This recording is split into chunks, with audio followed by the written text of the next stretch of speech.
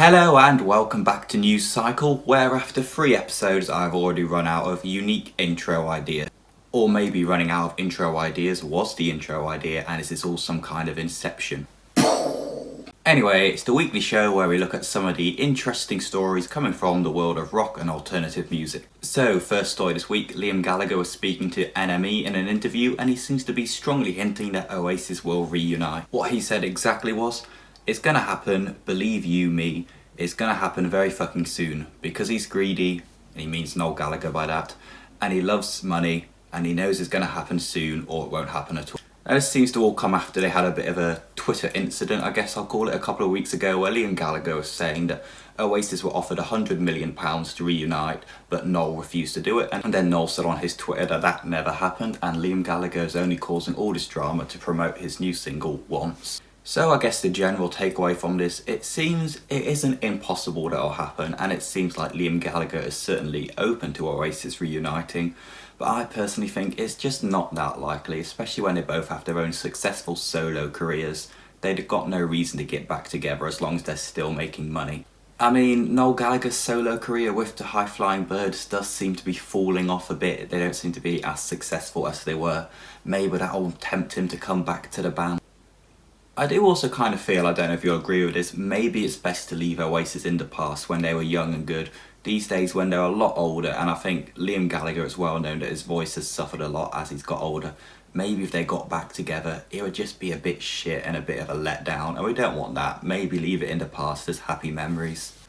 On to the next story. I guess this could have been its own video in itself, but the Mad Cool lineup reaction, I guess. Now, Mad Cool's festival in Madrid in Spain, it already had one of the best lineups in the world, I thought personally, and a lot of other people thought. Maybe you wouldn't agree based on music taste, but I think certainly in the size of like star power and how big the artists were, it is one of the biggest lineups in the world. And we finally, after months and months of waiting, got the final 2 headliners. And they were Mumford & Sons and Royal Blood, and that has been quite controversial. Mumford & Sons are a very popular band and a lot of people know them, but it doesn't seem like that many people are very excited to have them. I think they're one of those bands that a lot of people like and they listen to, but they don't seem to be anybody's favourite band and nobody's that fussed to have them there, it seems. And Royal Blood were clearly a bit of a late desperation booking because they're not anywhere near on the same level as any of the other headliners at the festival. I personally really like Royal Blood and I think they're amazing live, although a lot of other people don't think they are. But they're nowhere near as big as the rest of the headliners at the festival.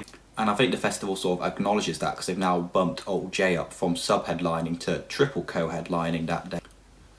Now, there seems to have been a lot of controversy from behind the scenes. I've been doing a lot of looking into this on e-festivals and different forums, and it's all come from people who have correctly leaked the whole lineup and claimed to be insiders. Maybe these are just randomers on the internet who got some very lucky guesses, but it seems to be a few people saying the same thing, and they do clearly seem to have a bit of knowledge to me. And they've all been saying the final 2 headliners that were meant to be announced were My Chemical Romance and The Strokes.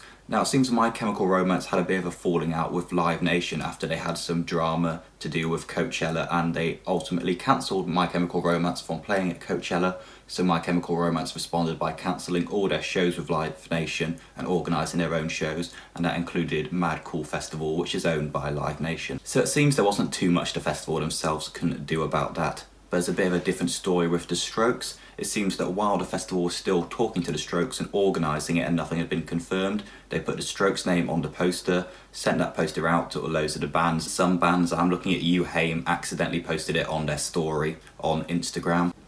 And The Strokes are a notoriously hard band to work with and they're very particular, so I think that pissed them off. They've now bailed on Mad Cool Festival and are doing Primeva Sound in Spain instead.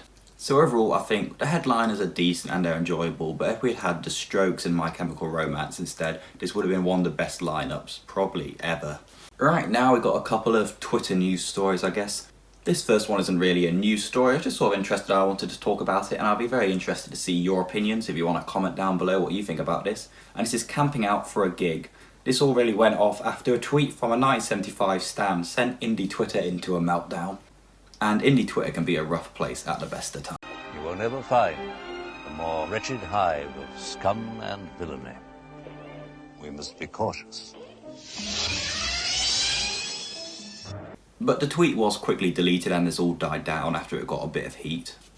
Well, overall it seems a lot of people are very passionate either for or against camping out or queuing up for many hours before a gig. But I think a lot of people were particularly not keen on this girl on Twitter's self-appointed authority of organising the line and the camp out line for the festival, for the concert, sorry. I personally think camping out like over a day, and there's been cases of people camping out 3 or 4 days for some concerts, is absolutely ridiculous. I massively prefer to go to Spoons with my mates, have a couple of Purple Rain pictures, get a bit drunk, then you go in at the time for the opener and you still get a decent place, and you don't have to be a dickhead like shoving your way to the front. You can just easily walk in and get a decent space in the crowd. I think especially if you're at a show where there's a lot of like mosh pits and that style of music, when they start opening up you can easily get to the front and not turn up super early if you want to. And I personally think being about 5 to 10 rows back is where you want to be. That's where the crowd is the most hyperactive, most energetic and the most fun. I've been at the barrier for a few gigs in the past and you just get squished and it's not that fun really. I do just imagine if you've been camping out for a day, you're going to be tired and bored, especially when you've had to stand as soon as the doors open, so you've been standing up for like 4 hours before the band comes on.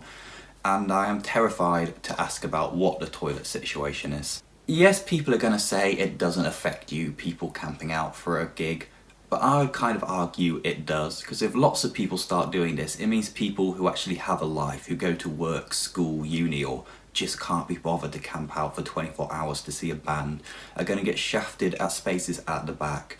If no one camped out, there would be no need to camp out. Maybe just turn up when the doors open and get a good spot. So it doesn't really matter if you're just a couple of feet closer to your favourite artist or not. And on to the final news this week. Finneas caused a bit of Twitter.